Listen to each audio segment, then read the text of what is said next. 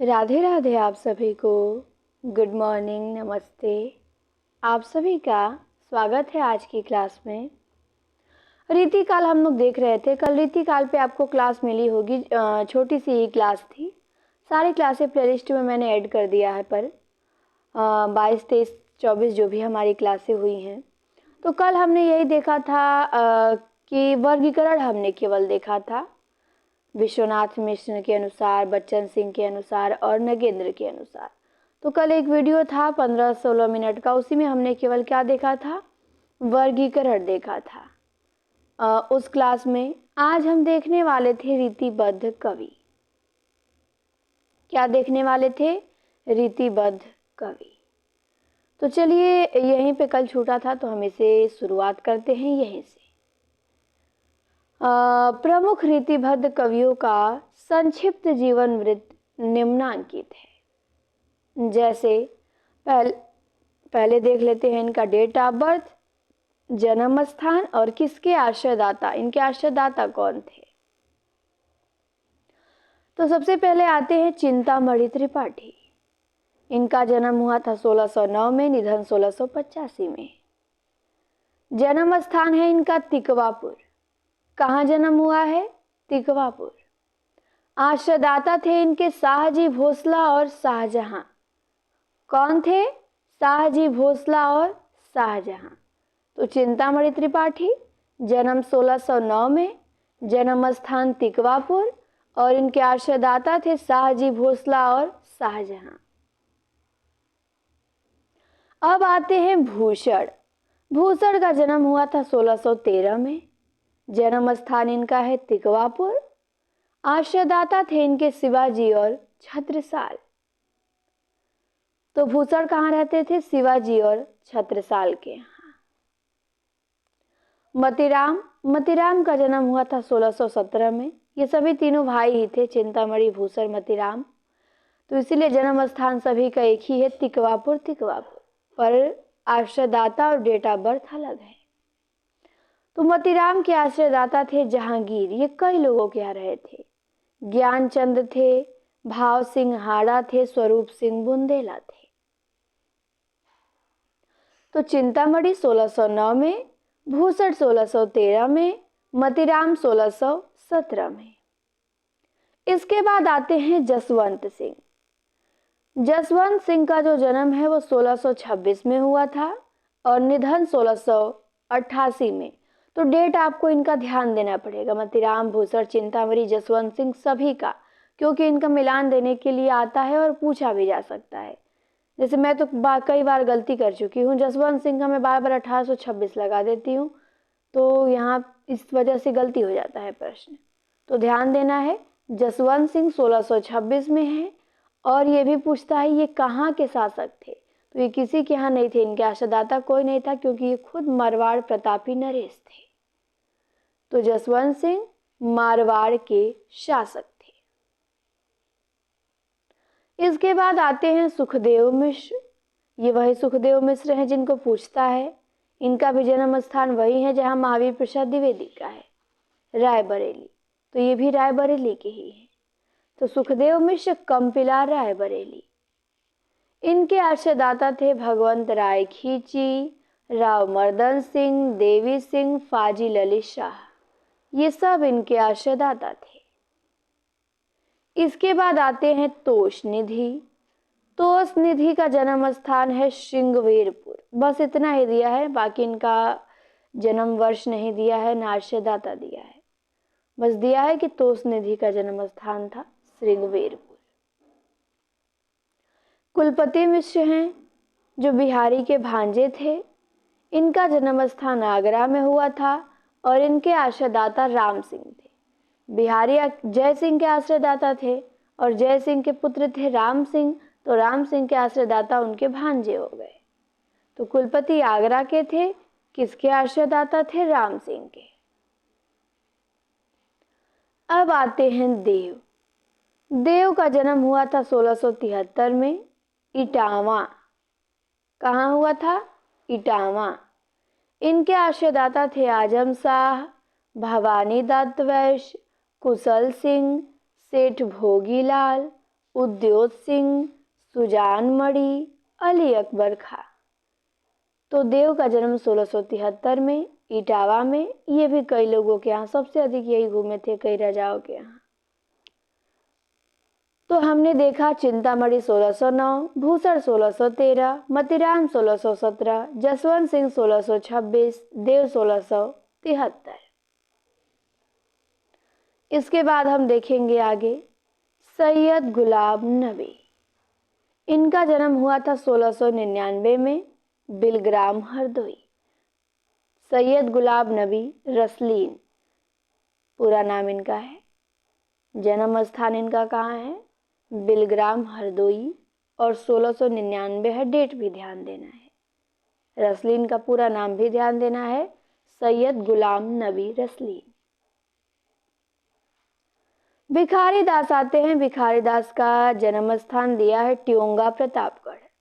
Date नहीं दिया है पर ध्यान देंगे, 1700 के आसपास माने जाते हैं ये भिखारी दास। एग्जैक्ट इनका मिलता ही नहीं है डेट। तो भिखारी दास ट्योंगा प्रतापगढ़ के हैं और आश्रयदाता थे ये हिंदूपति सिंह के।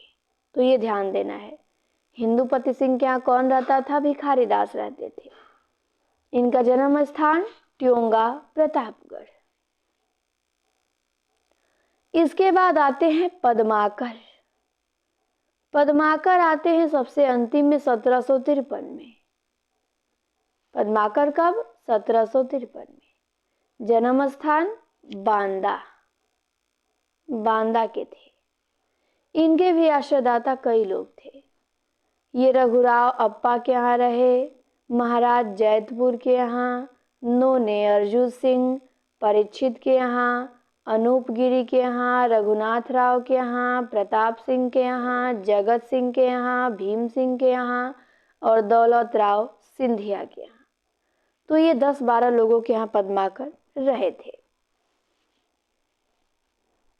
तो हमने रसलीन को देखा 1699 में, भिखारी दास को देखा और पद्माकर को देखा 1753 में। रसलीन आपके बिलग्राम हरदोई के, भिखारी दास ट्योंगा प्रतापगढ़ के थे और पद्माकर सिंह बांदा के थे। तो ये हमने इनका डेट ओट देख लिया, शॉर्टकट में इनका परिचय देख लिया। अब आगे हम देखेंगे थोड़ा विस्तार में। आगे दिया है कि आचार्य रामचंद्र शुक्ल ने चिंतामणि त्रिपाठी को रीति काव्य का प्रवर्तक माना है। चिंतामणि त्रिपाठी सिद्धांततः रसवादी आचार्य थे। तो ये ध्यान देना है, चिंतामणि त्रिपाठी कैसे आचार्य थे? रसवादी आचार्य थे और इनको रीति काल का प्रवर्तक माना है शुक्ल जी ने। चिंतामणि त्रिपाठी के सहोदर मतीराम, भूषण और जटाशंकर त्रिपाठी थे।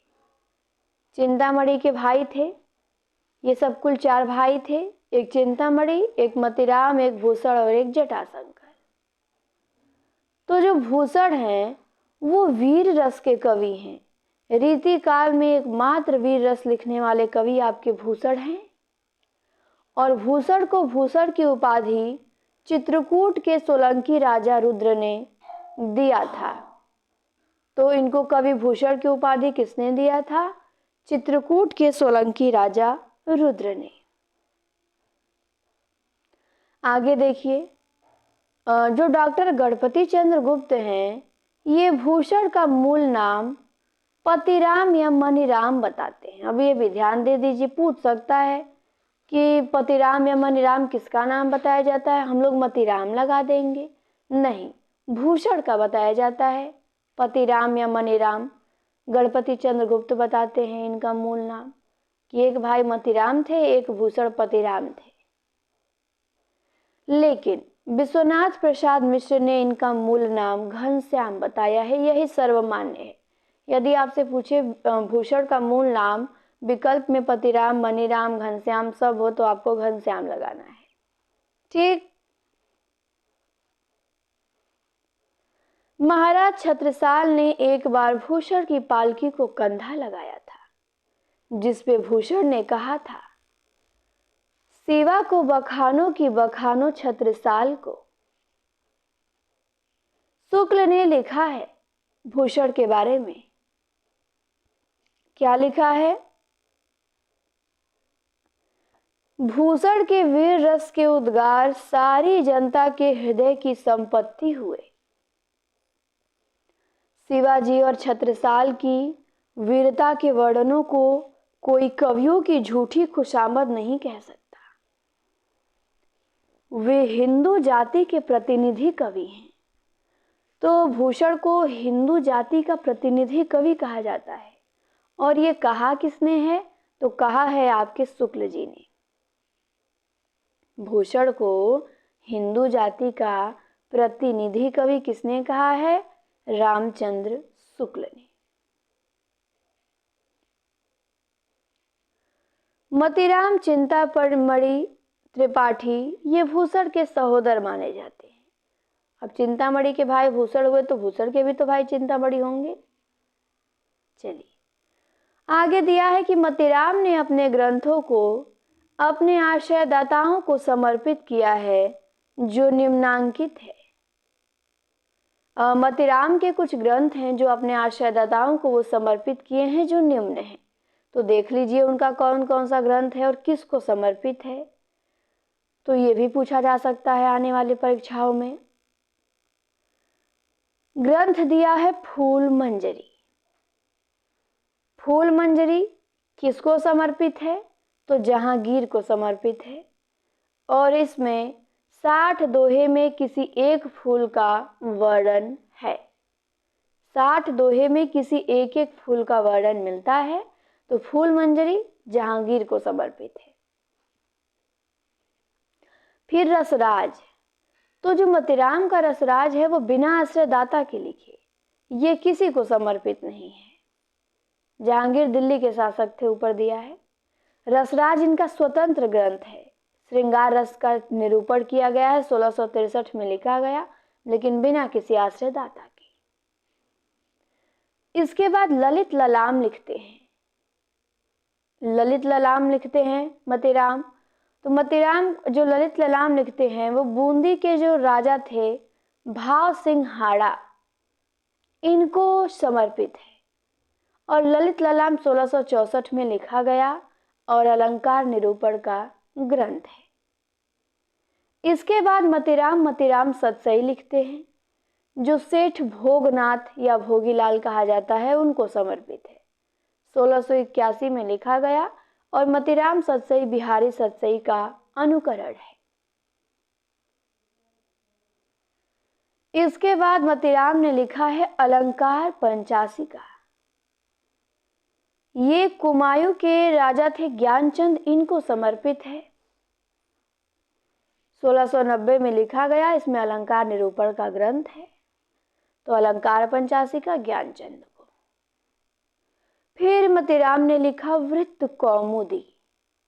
वृत्त कौमुदी स्वरूप सिंह बुंदेला को समर्पित है, स्थान बुंदेलखंड। तो वृत्त कौमुदी स्वरूप सिंह बुंदेला 1701 में लिखा गया, छंदों का निरूपण है।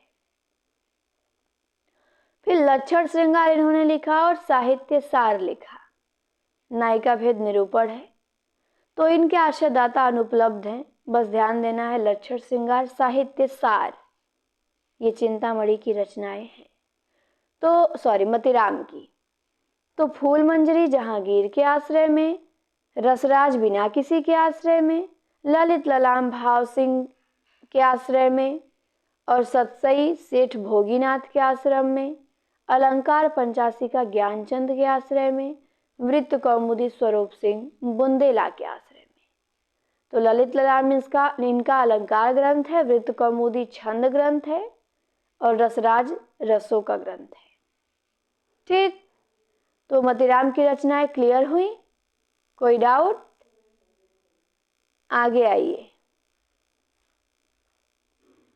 आगे दिया है कि आचार्य शुक्ल ने वृत्त कौमुदी या छंद सार को, जिसके आश्रयदाता अनुपलब्ध मिलते हैं, तो शुक्ल जी उसके भी आश्रयदाता खोज लेते हैं और बताते हैं। क्या बताते हैं?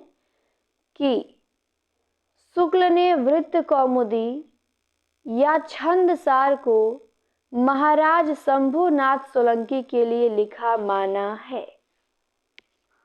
तो शुक्ल जी ने वृत्त कौमुदी या छंदसार को किसके लिए लिखा माना है?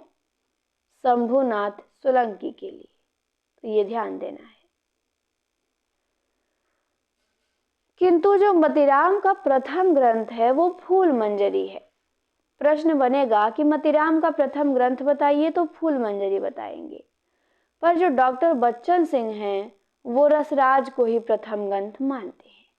तो मतीराम की पहली रचना फूल मंजरी है, पर बच्चन सिंह के अनुसार रसराज है।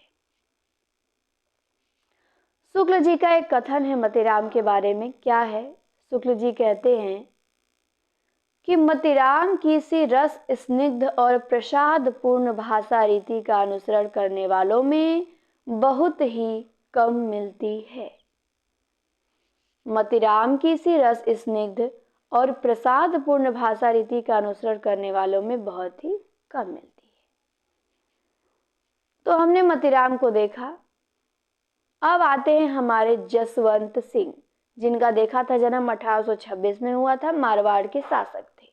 ये वही जसवंत सिंह हैं। जसवंत सिंह हिंदी साहित्य के प्रधान आचार्य या शिक्षक के रूप में प्रसिद्ध हैं। तो हिंदी के प्रधान आचार्य या शिक्षक के रूप में जसवंत सिंह प्रसिद्ध है। जसवंत सिंह ने साहित्यिक और आध्यात्मिक दो प्रकार की रचनाएं लिखी हैं जो निम्नांकित हैं। तो इनकी रचनाएं देख लेते हैं। सबसे पहले दिया है भाषा भूषण। भाषा भूषण 212 दोहे में अलंकारों का निरूपण है। तो भाषा भूषण जसवंत सिंह का है और इसमें कितने दोहे हैं? 212 दोहे हैं और अलंकार का निरूपण किया गया है। तो पूछता है भाषा भूषण में दोहे 212। फिर जसवंत सिंह ने प्रबोध चंद्रोदय लिखा है। ये संस्कृत नाटक प्रबोध चंद्रोदय का ब्रज भाषा पद्यानुवाद है। तो प्रबोध चंद्रोदय संस्कृत नाटक प्रबोध चंद्रोदय का ब्रज भाषा में पद्यानुवाद जसवंत सिंह ने किया है। तो ये इनके दो साहित्यिक ग्रंथ थे। अब इनके आध्यात्मिक ग्रंथ देख लीजिए जो नीचे दिए गए हैं। कौन कौन हैं? अपरोक्ष सिद्धांत, अनुभव प्रकाश, आनंद विलास, सिद्धांत बोध, सिद्धांत सार। ये सब क्या है? इनके वेदांत विषय का निरूपण किया गया है। तो हमने इनकी रचना देखा भाषा भूषण, प्रबोध चंद्रोदय, अपरोक्ष सिद्धांत, अनुभव प्रकाश, आनंद विलास, सिद्धांत बोध, सिद्धांत सार। अब आते हैं सुखदेव मिश्र। अब किसको देखेंगे हम? सुखदेव मिश्र को। तो सुखदेव मिश्र के संदर्भ में आचार्य शुक्ल ने लिखा है कि छंद शास्त्र पे इनका सा विशद निरूपण और किसी कवि ने नहीं किया है। तो सुखदेव मिश्र के लिए क्या लिखा है शुक्ल जी ने? कि छंद शास्त्र पे इनका सा विशद निरूपण और किसी कवि ने किया ही नहीं है। सुखदेव मिश्र को राजा राज सिंह गौड़ ने कविराज की उपाधि दी थी। तो ये ध्यान देंगे, कविराज की उपाधि सुखदेव मिश्र को मिली थी। किसने दिया था? राज सिंह गौड़ ने। सुखदेव मिश्र की रचनाएं भी हैं, देख लीजिए। छंदों पे बहुत विचार किए हैं ये, तभी तो शुक्ल जी को कहना पड़ा कि छंद शास्त्र पे इनका सा विशद निरूपण और किसी कवि ने किया ही नहीं है। तो आइए देख लेते हैं इनकी प्रमुख रचनाएं। जैसे वृत्त विचार है, छंद विचार है, फाजिल अली प्रकाश है, रसार्णव है, श्रृंगार लता है, आध्यात्म प्रकाश है, दशरथ राय है। तो यहाँ पे आपको याद कौन रखना है? वृत्त विचार याद रखना है। वृत्त कौमुदी मतीराम का, वृत्त विचार सुखदेव मिश्र का, छंद विचार भी सुखदेव मिश्र का है, छंद सार मतीराम का है, हाजी ललित प्रकाश भी सुखदेव मिश्र का है और इनका रसार्णव सबसे मोस्ट है। रसार्णव तो 4 रचनाएं इनकी केवल आपको ध्यान देनी है, वृत्त विचार, छंद विचार, फाजी ललित प्रकाश और रसार्णव। तो सुखदेव मिश्र हमारे क्या हुए, पूरे हुए। सुखदेव मिश्र के बाद आते हैं तोस। तोस को हम देखेंगे और ये भी देखेंगे कि तोस रसवादी आचार्य हैं। इनका मूल नाम था तोषनिधि। तोस कैसे आचार्य थे, रसवादी आचार्य थे और इनका मूल नाम था तोषनिधि।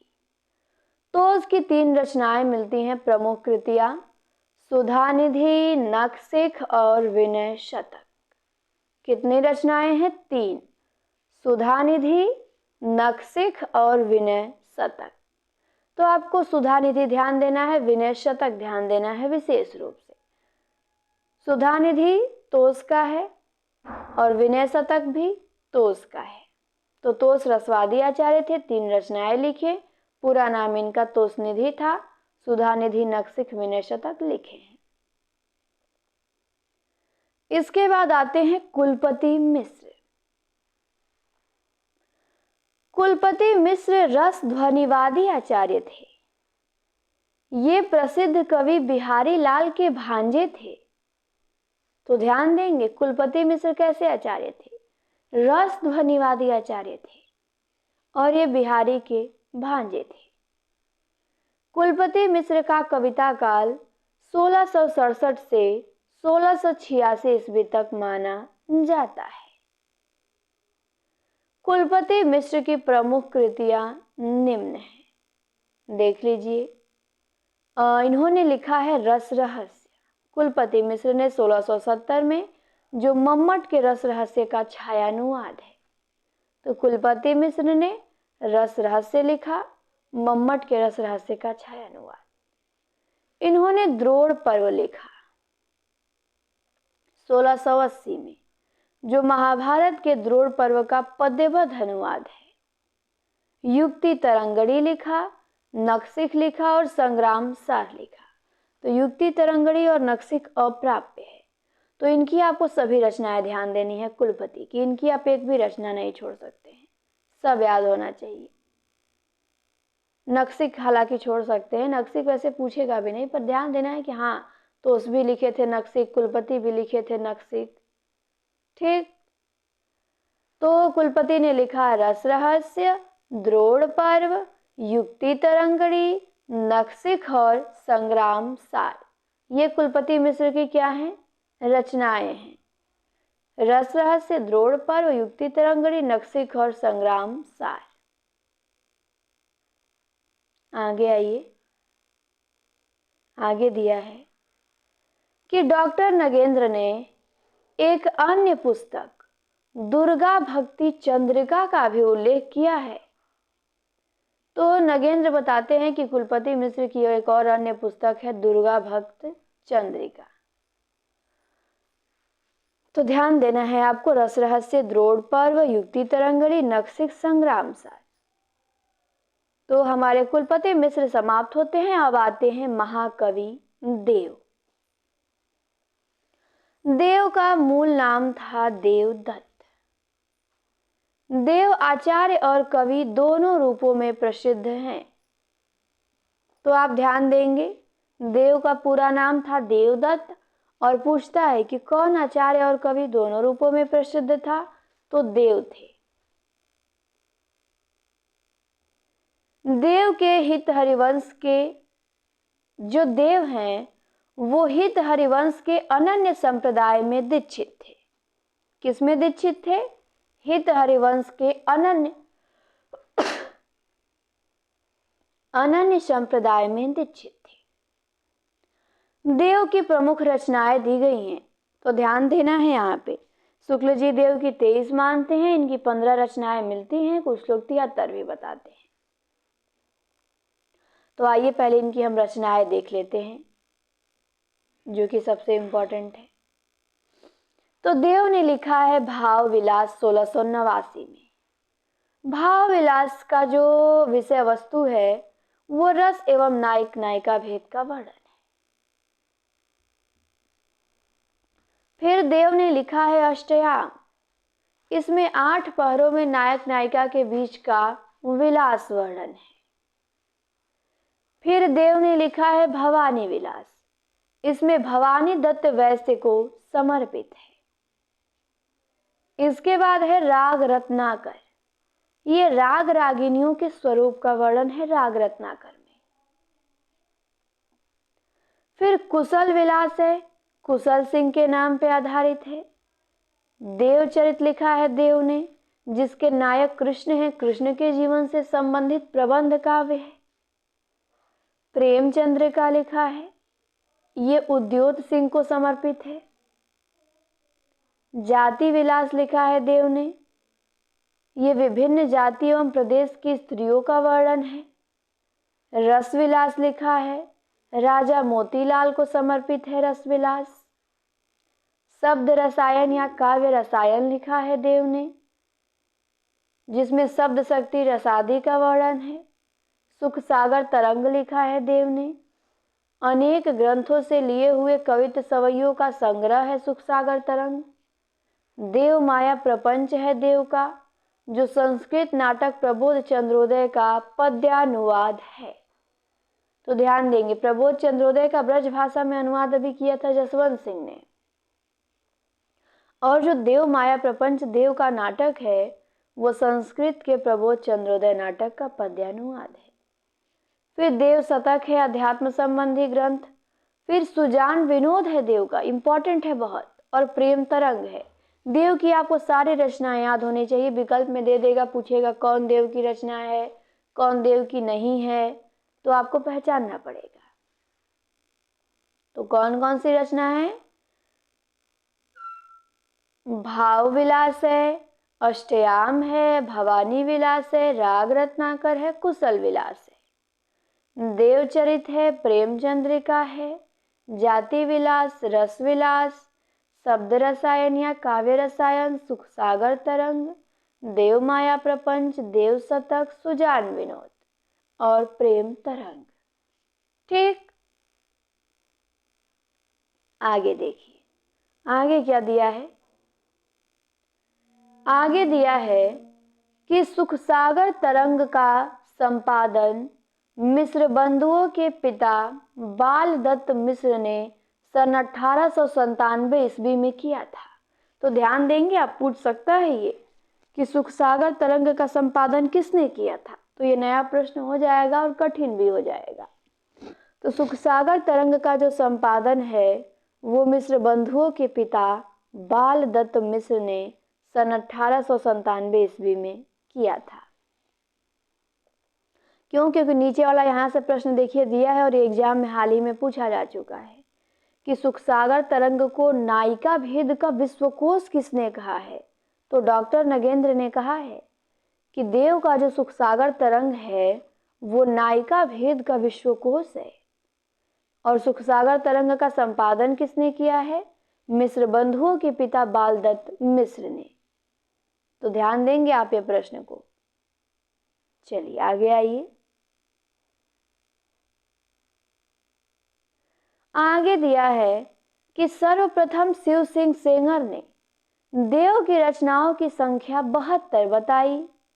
शिव सिंह सेंगर देव की रचनाओं की संख्या कितनी बताते हैं? 72 बताते हैं।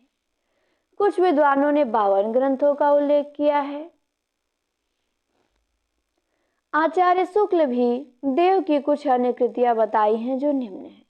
शुक्ल भी बताते हैं कुछ इनकी अन्य कृतियां, इनके कुल 23 ग्रंथ मानते हैं, जिनमें 10 यहाँ दिए हैं। एक तो वृक्ष विलास बताते हैं देव का, ध्यान देंगे आप। पावस विलास, ब्रह्म दर्शन 25, तत्व दर्शन 25, आत्मदर्शन 25, जगत दर्शन 25, रसानंद लहरी, प्रेम दीपिका, नखशिख प्रेम दर्शन। तो सब में 25 लगा है। आपको ध्यान देना है केवल वृक्ष विलास। शुक्ल जी बताते हैं एक अन्य रचना भी इनकी वृक्ष विलास देव की। कुछ लोग कहते हैं पक्षी विलास है, क्लास में आप लोग कमेंट करते रहते हैं, नहीं, पक्षी विलास देव का नहीं है, देव का वृक्ष विलास है। बुक में भी जाके देख लीजिए, पक्षी विलास कहीं नहीं दिया है। शुक्ल जी की भी बुक में देव की रचना। वृक्ष विलास है देव का। देव कविता में अभिधा को महत्व देते हुए काव्य रसायन में लिखते हैं। जो देव का रचना है काव्य रसायन, उसमें अभिधा शब्द शक्ति को महत्व देते हुए लिखते हैं, अभिधा उत्तम काव्य है मध्य लक्ष्य डालीन, अधम व्यंजना रस बिरस उल्टी कहत नवीन। डॉक्टर राम स्वरूप चतुर्वेदी ने मध्यकालीन हिंदी काव्य भाषा पुस्तक में लिखा है। क्या लिखा है? राम स्वरूप चतुर्वेदी की पुस्तक है मध्यकालीन हिंदी काव्य भाषा। उसमें लिखते हैं कि देव की ध्वनि संवेदनशीलता रीतिकालीन काव्य भाषा में अप्रतिम है। तो ये कथन राम स्वरूप चतुर्वेदी का अच्छा है, ध्यान देंगे कि देव की जो ध्वनि संवेदनशीलता है वो रीतिकालीन काव्य भाषा में अप्रतिम है। तो काव्य भाषा से आप पकड़ सकते हैं राम स्वरूप चतुर्वेदी, क्योंकि उनका ग्रंथ भी है मध्यकालीन हिंदी काव्य भाषा, कथन में भी आया है काव्य भाषा। तो देव की ध्वनि संवेदनशीलता रीतिकालीन काव्य भाषा में अप्रतिम है, राम स्वरूप चतुर्वेदी कहते हैं। आगे आइए, रसलीन का जो मूल नाम है वो गुलाम नबी था। क्या था? गुलाम नबी। ये मीर तूफैल अहमद के शिष्य थे। इनके गुरु का नाम क्या था? मीर तूफैल अहमद रसलीन के गुरु थे, मीर तूफैल अहमद।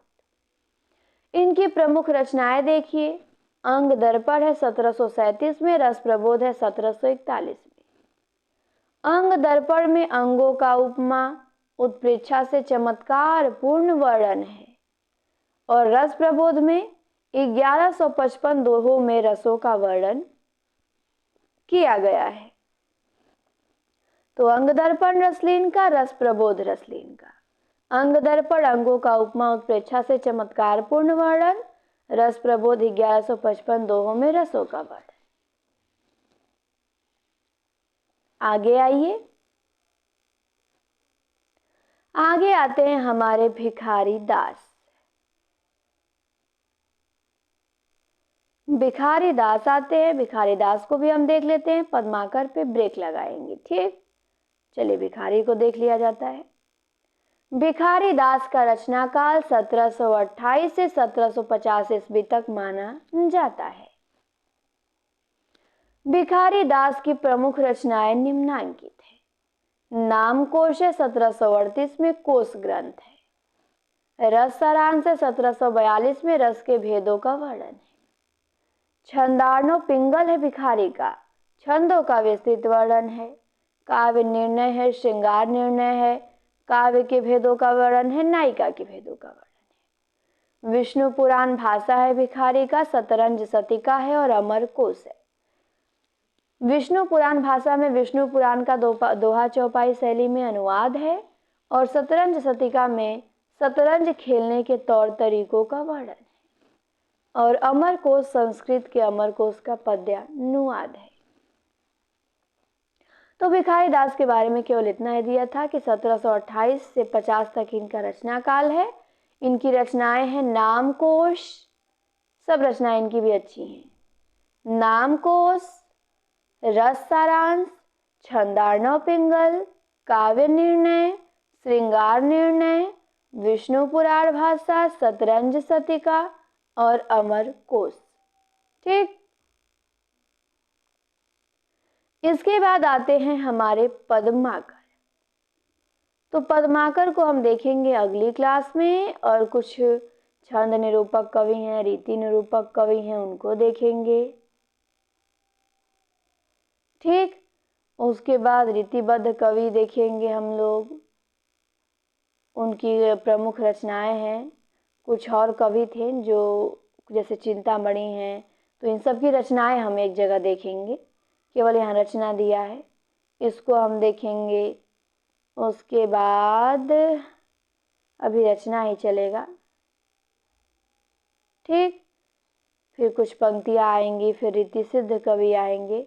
तो अभी हमें पढ़ना है, रीतिकाल तो अभी शुरू हुआ है ना, दूसरी क्लास है हमारी रीतिकाल पे। ये ज़्यादा लंबा लेकिन नहीं चलेगा, पर जितना चलेगा बहुत इम्पोर्टेंट है ये। प्रश्न यही सबसे न बनेगा, कहाँ जाएगा, इससे बाहर थोड़ी ना जाएगा। आप इनमें से केवल पढ़ के तैयार कर लीजिए जितना बताया जा रहा है। ठीक, इतने से ही आपका हो जाएगा बढ़िया से तैयार। नोट्स उठा के देखिए, सबके नोट्स में यही तो मिलेगा आपको, क्या मिलेगा, कुछ अलग नहीं है, तो आप इसी को तैयार कर जाइए। ठीक, तो चलिए, क्लास कैसी लगी आप सभी कमेंट में बताइएगा। चैनल पे नए हो सब्सक्राइब करें और खूब शेयर कीजिए क्लास को। ठीक, मिलते हैं हम आप सभी से अगली क्लास में। आप सभी को क्लास देखने के लिए शुक्रिया।